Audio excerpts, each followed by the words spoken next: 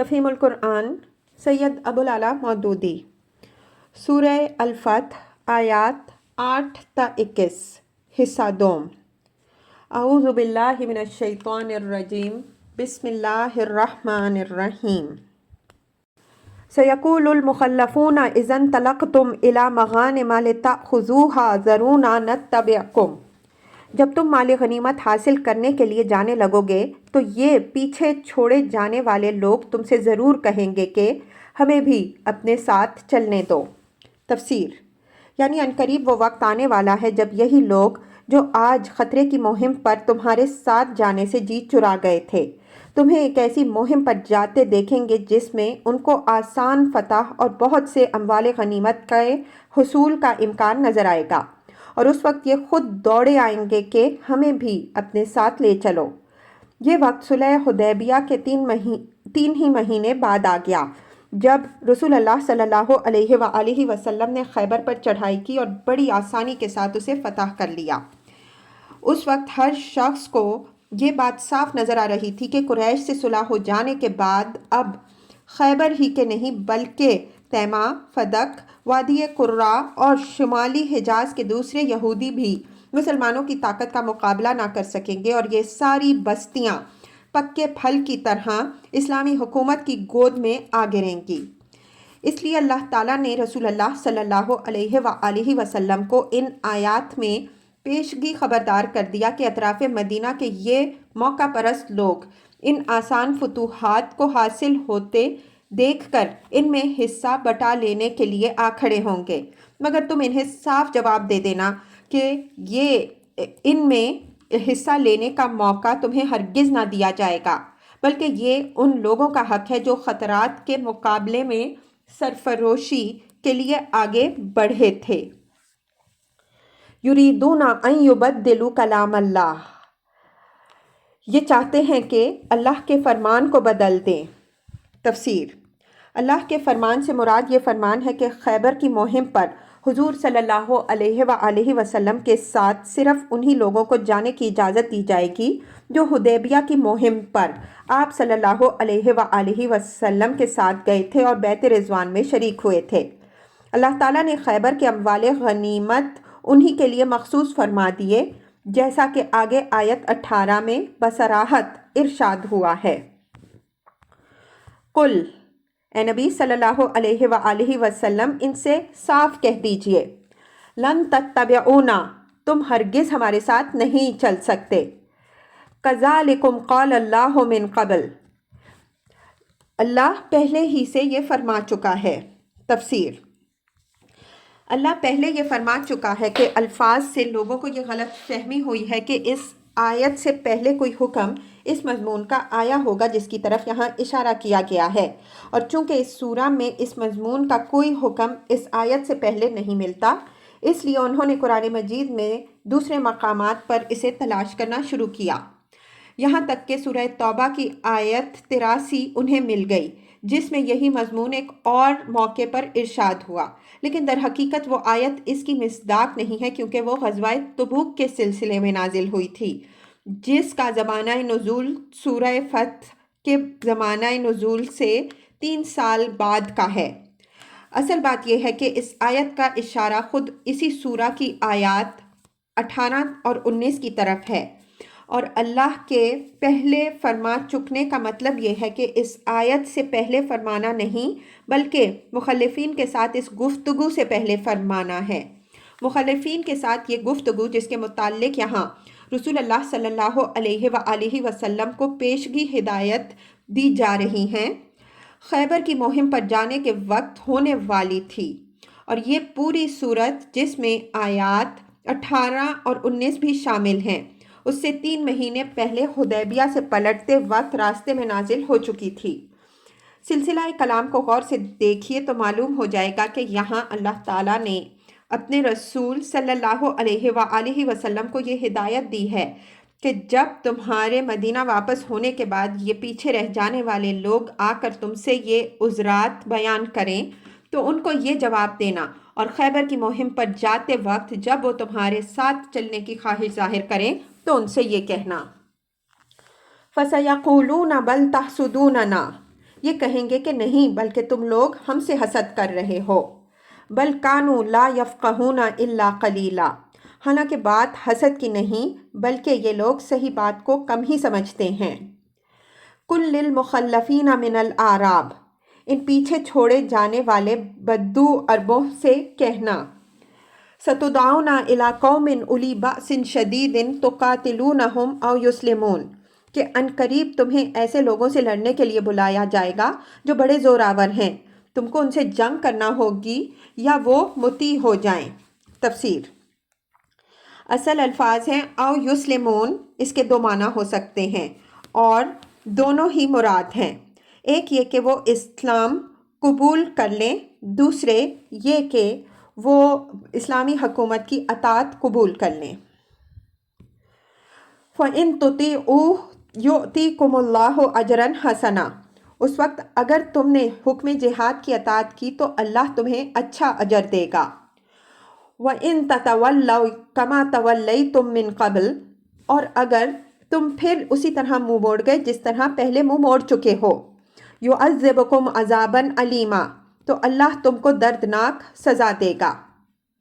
لَيْسَ عَلَى الْأَعْمَى حَرَجٌ وَلَا عَلَى الْأَعْرَجِ حَرَجٌ وَلَا عَلَى الْمَرِيضِ حَرَجٌ، اگر اندھا اور لنگڑا اور مریض جہاد کے لیے نہ آئے تو کوئی حرج نہیں۔ تفسیر: یعنی جس شخص کے لیے شریک جہاد ہونے میں واقعی کوئی صحیح عذر مانے ہو اس پر تو کوئی گرفت نہیں، مگر ہٹے کٹے لوگ اگر بہانے بنا کر بیٹھ رہیں تو ان کو اللہ اور اس کے دین کے معاملے میں مخلص نہیں مانا جا سکتا، اور انہیں یہ موقع نہیں دیا جا سکتا کہ مسلم معاشرے میں شامل ہونے کے فوائد تو سمیٹتے رہیں، مگر جب اسلام کے لیے قربانیاں دینے کا وقت آئے تو اپنی جان و مال کی خیر منائیں۔ اس مقام پر یہ بات جان لینی چاہیے کہ شریعت میں جن لوگوں کو شریک جہاد ہونے سے معاف رکھا گیا ہے وہ دو قسم کے لوگ ہیں۔ ایک وہ جو جسمانی طور پر جنگ کے قابل نہ ہوں، مثلاً کم سن لڑکے، عورتیں، مجنون، اندھے، ایسے مریض جو جنگی خدمات انجام نہ دے سکتے ہوں، اور ایسے معذور جو ہاتھ یا پاؤں بیکار ہونے کی وجہ سے جنگ میں حصہ نہ لے سکیں۔ دوسرے وہ لوگ جن کے لیے کچھ اور معقول اسباب سے شامل جہاد ہونا مشکل ہو، مثلاً غلام یا وہ لوگ جو لڑنے کے لیے تو تیار ہوں مگر ان کے لیے آلات جنگ اور دوسرے ضروری وسائل فراہم نہ ہو سکیں، یا ایسے قرض دار جنہیں جلدی سے جلدی اپنا قرض ادا کرنا ہو اور قرض خواہ انہیں مہلت نہ دے رہا ہو، یا ایسے لوگ جن کے لیے والدین یا ان میں سے کوئی ایک زندہ ہو اور وہ اس کا محتاج ہو کہ اولاد اس کی خبر گیری کرے۔ اس سلسلے میں وضاحت بھی ضروری ہے کہ والدین اگر مسلمان ہوں تو اولاد کو ان کی اجازت کے بغیر جہاد پر جانا نہیں چاہیے،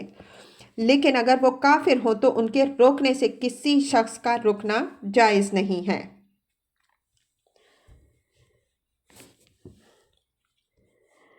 وَمَن يُطِعِ اللَّهَ وَرَسُولَهُ،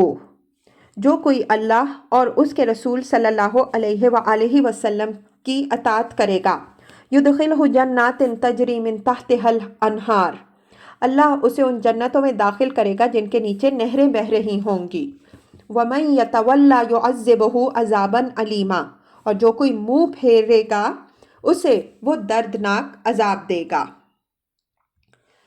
لَقَدْ رَضِيَ اللَّهُ عَنِ الْمُؤْمِنِينَ إِذْ يُبَايِعُونَكَ تَحْتَ الشَّجَرَةِ، اللہ مومنوں سے خوش ہو گیا جب وہ درخت کے نیچے تم سے بیعت کر رہے تھے۔ تفسیر: یہاں پھر اسی بیعت کا ذکر ہے جو حدیبیہ کے مقام پر صحابہ کرام رضی اللہ عنہم اجمعین سے لی گئی تھی۔ اس بیعت کو بیعت رضوان کہا جاتا ہے کیونکہ اللہ تعالیٰ نے اس آیت میں یہ خوشخبری سنائی ہے کہ وہ ان لوگوں سے راضی ہو گیا جنہوں نے اس خطرناک موقع پر جان کی بازی لگا دینے میں ذرہ برابر تحمل نہ کیا، اور رسول صلی اللہ علیہ وآلہ وسلم کے ہاتھ پر سرفروشی کی بیعت کر کے اپنے صادق الایمان ہونے کا صریح ثبوت پیش کر دیا۔ وقت وہ تھا کہ مسلمان صرف ایک ایک تلوار لیے ہوئے آئے تھے، صرف 1400 کی تعداد میں تھے، جنگی لباس میں بھی نہ تھے، بلکہ احرام کی چادریں باندھے ہوئے تھے، اپنے جنگی مستقر مدینہ سے 250 میل دور تھے، اور دشمن کا گڑھ جہاں سے وہ ہر قسم کی مدد لا سکتا تھا صرف 13 میل کے فاصلے پر واقع تھا۔ اگر اللہ اور اس کے رسول صلی اللہ علیہ وآلہ وسلم اور اس کے دین کے لیے ان لوگوں کے اندر خلوص کی کچھ بھی کمی ہوتی تو وہ اس انتہائی خطرناک موقع پر رسول اللہ صلی اللہ علیہ وآلہ وسلم کا ساتھ چھوڑ جاتے اور اسلام کی بازی ہمیشہ کے لیے ہار جاتی۔ ان کے اپنے اخلاص کے سوا کوئی خارجی دباؤ ایسا نہ تھا جس کی بنا پر وہ اس بیعت کے لیے مجبور ہوتے۔ ان کا اس وقت خدا کے دین کے لیے مرنے مارنے پر آمادہ ہو جانا اس بات کی کھلی دلیل ہے کہ وہ اپنے ایمان میں صادق اور مخلص اور خدا اور رسول صلی اللہ علیہ وآلہ وسلم کی وفاداری میں درجہ کمال پر فائز تھے۔ اسی بنا پر اللہ تعالیٰ نے ان کو یہ سند خوشنودی عطا فرمائی، اور اللہ کی سند خوشنودی عطا ہو جانے کے بعد اگر کوئی شخص ان سے ناراض ہو یا ان پر زبان تان دراز کرے تو اس کا معارضہ ان سے نہیں بلکہ اللہ سے ہے۔ اس پر جو لوگ یہ کہتے ہیں کہ جس وقت اللہ نے ان حضرات کو یہ خوشنودی کی سند عطا کی تھی اس وقت تو یہ مخلص تھے، بعد میں یہ خدا اور رسول صلی اللہ علیہ وآلہ وسلم کے بے وفا ہو گئے۔ وہ شاید اللہ سے یہ بدگمانی رکھتے تھے کہ اسے یہ آیت نازل کرتے وقت ان کے مستقبل کی خبر نہ تھی، اس لیے محض اس وقت کی حالت دیکھ کر اس نے یہ پروانہ انہیں عطا کر دیا، اور غالباً اسی بے خبری کی بنا پر اسے اپنی کتاب پاک میں بھی درج فرما دیا تاکہ بعد میں بھی جب یہ لوگ بے وفا ہو جائیں ان کے بارے میں دنیا یہ آیت پڑھتی رہے اور اس خدا کے علم غیب کی داد دیتی رہے جس نے معاذ اللہ ان بے وفاؤں کو یہ پروانہ خوشنودی عطا کیا تھا۔ جس درخت کے نیچے یہ بیعت ہوئی تھی اس کے متعلق حضرت نافع مولا ابن عمر رحمہ اللہ کی یہ روایت عام مشہور ہو گئی ہے کہ لوگ اس کے پاس جا جا کر نمازیں پڑھنے لگے تھے۔ حضرت عمر رضی اللہ عنہ کو اس کا علم ہوا تو انہوں نے لوگوں کو ڈانٹا اور اس درخت کو کٹوا دیا، لیکن متعدد روایات اس کے خلاف بھی ہیں۔ ایک روایت خود حضرت نافع رحمہ اللہ ہی سے طبقات ابن سعد میں یہ منقول ہوئی ہے کہ بیعت رضوان کے کئی سال بعد صحابہ کرام رضی اللہ عنہم اجمعین نے اس درخت کو تلاش کیا مگر اسے پہچان نہ سکے، اور اس امر میں اختلاف ہو گیا کہ وہ درخت کون سا تھا۔ دوسری روایت بخاری و مسلم اور طبقات ابن سعد میں حضرت سعید بن المسیب رحمہ اللہ کی ہے۔ وہ کہتے ہیں کہ میرے والد بیعت رضوان میں شریک تھے۔ انہوں نے مجھ سے کہا کہ دوسرے سال جب ہم لوگ عمرہ قضاء کے لیے گئے تو ہم اس درخت کو بھول چکے تھے، تلاش کرنے پر بھی ہم اسے نہ پا سکے۔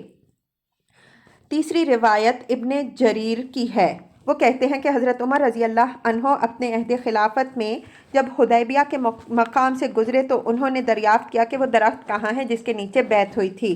کسی نے کہا فلاں درخت ہے اور کسی نے کہا فلاں۔ اس پر حضرت عمر رضی اللہ عنہ نے فرمایا چھوڑو، اس تکلف کی کیا حاجت ہے۔ فعلم ما فی قلوبہم،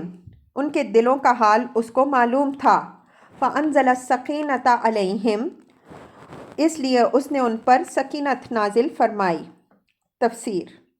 یہاں سکینت سے مراد دل کی وہ کیفیت ہے جس کی بنا پر ایک شخص کسی مقصد عظیم کے لیے ٹھنڈے دل سے پورے سکون و اطمینان کے ساتھ اپنے آپ کو خطرے کے منہ میں جھونک دیتا ہے اور کسی خوف یا گھبراہٹ کے بغیر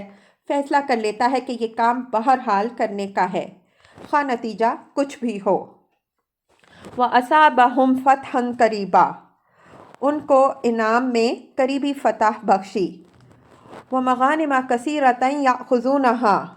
اور بہت سا مال غنیمت انہیں عطا کر دیا جسے وہ عنقریب حاصل کریں گے۔ تفسیر: یہ اشارہ ہے خیبر کی فتح اور اس کے اموال غنیمت کی طرف، اور یہ آیت اس امر کی تصریح کرتی ہے کہ اللہ تعالیٰ نے یہ انعام صرف ان لوگوں کے لیے مخصوص فرما دیا جو بیعت رضوان میں شریک تھے، ان کے سوا کسی کو بھی اس فتح اور ان کے غنائم میں شریک ہونے کا حق نہ تھا۔ اسی بنا پر جب رسول اللہ صلی اللہ علیہ وآلہ وسلم صفر سن 7 ہجری میں خیبر پر چڑھائی کرنے کے لیے نکلے تو آپ صلی اللہ علیہ وآلہ وسلم نے صرف انہی کو اپنے ساتھ لیا۔ اس میں شک نہیں ہے کہ بعد میں حضور صلی اللہ علیہ وآلہ وسلم نے حبش سے آنے والے مہاجرین اور بعض دوسی اور اشری صحابیوں کو بھی اموال خیبر میں سے کچھ حصہ عطا فرمایا، مگر وہ یا تو خمس میں سے تھا یا اصحاب رضوان کی رضامندی سے دیا گیا تھا۔ کسی کو حق کے طور پر اس مال میں حصہ دار نہیں بنایا گیا۔ وَكَانَ اللَّهُ عَزِيزًا حَكِيمًا، اللہ زبردست اور حکیم ہے۔ وَعَدَكُمُ اللَّهُ مَغَانِمَ كَثِيرَةً تَأْخُذُونَهَا، اللہ تم سے بکثرت اموال غنیمت کا وعدہ کرتا ہے جنہیں تم حاصل کرو گے۔ تفسیر، اس سے مراد وہ دوسری فتوحات ہیں جو خیبر کے بعد مسلمانوں کو مسلسل حاصل ہوتی چلی گئیں۔ فَأَجَّلَ لَكُمْ هَٰذِهِ وَكَفَّ أَيْدِيَ النَّاسِ عَنْكُمْ، فوری طور پر تو یہ فتح اس نے تمہیں عطا کی اور لوگوں کے ہاتھ تمہارے خلاف اٹھنے سے روک دیے۔ تفسیر، فوری طور کی فتح سے مراد صلح حدیبیہ جس کو سورت کے آغاز میں فتح مبین قرار دیا گیا ہے۔ لوگوں کے ہاتھ تم سے روک دیے سے مراد کفار قریش کو یہ ہمت اس نے نہ دی کہ وہ حدیبیہ کے مقام پر تم سے لڑ جاتے، حالانکہ تمام ظاہری حالات کے لحاظ سے وہ بہت زیادہ بہتر پوزیشن میں تھے اور جنگی نقطۂ نظر سے تمہارا پلہ ان کے مقابلے میں بہت کمزور نظر آتا تھا۔ مزید برآں اس سے مراد یہ بھی ہے کہ کسی دشمن طاقت کو اس زمانے میں مدینہ پر بھی حملہ آور ہونے کی جرأت نہ ہوئی، حالانکہ 1400 مردان جنگی کے نکل جانے کے بعد مدینہ کا محاذ بہت کمزور ہو گیا تھا اور یہود و مشرکین اور منافقین اس موقع سے فائدہ اٹھا سکتے تھے۔ وَلِتَكُونَ آیَةً لِلْمُؤْمِنِينَ، تاکہ یہ مومنوں کے لیے ایک نشانی بن جائے۔ تفسیر، نشانی اس بات کی کہ جو اللہ اور اس کے رسول صلی اللہ علیہ وآلہ وسلم کی اطاعت میں ثابت قدم رہتا ہے اور اللہ کے بھروسے پر حق اور راستی کی حمایت کے لیے اٹھ کھڑا ہوتا ہے، اسے اللہ کس طرح اپنی تائید و نصرت سے نوازتا ہے۔ وَيَهْدِيَكُمْ صِرَاطًا مُسْتَقِيمًا، اور اللہ سیدھے راستے کی طرف تمہیں ہدایت بخشے۔ تفسیر، یعنی تمہیں مزید بصیرت اور یقین حاصل ہو اور آئندہ تم اسی طرح اللہ اور رسول صلی اللہ علیہ وآلہ وسلم کی اطاعت پر قائم رہو اور اللہ کے اعتماد پر راہ حق میں پیش قدمی کرتے چلے جاؤ، اور یہ تجربات تمہیں یہ سبق سکھا دیں کہ خدا کا دین جس اقدام کا تقاضا کر رہا ہو، مومن کا یہ کام ہے کہ خدا کے بھروسے پر وہ اقدام کر ڈالے، اس حیض بیض میں نہ لگ جائے کہ میری طاقت کتنی ہے اور باطل کی طاقتوں کا زور کتنا ہے۔ وَأُخْرَى لَمْ تَقْدَرُوا عَلَيْهَا قَدْ أَحَاطَ اللَّهُ بِهَا، اس کے علاوہ دوسری اور غنیمتوں کا بھی وہ تم سے وعدہ کرتا ہے جن پر تم ابھی تک قادر نہیں ہوئے ہو، اور اللہ نے ان کو گھیر رکھا ہے۔ تفسیر، اغلب یہ ہے کہ یہ اشارہ فتح مکہ کی طرف ہے، یہی رائے قتادہ کی ہے اور اسی کو ابن جریر رحمہ اللہ نے ترجیح دی ہے۔ ارشاد الہی کا مطلب یہ معلوم ہوتا ہے کہ ابھی تو مکہ تمہارے قابو میں نہیں آیا، مگر اللہ نے اسے گھیرے میں لے لیا ہے اور حدیبیہ کی اس فتح کے نتیجے میں وہ بھی تمہارے قبضہ میں آ جائے گا۔ وَكَانَ اللَّهُ عَلَى كُلِّ شَيْءٍ قَدِيرًا، اللہ ہر چیز پر قادر ہے۔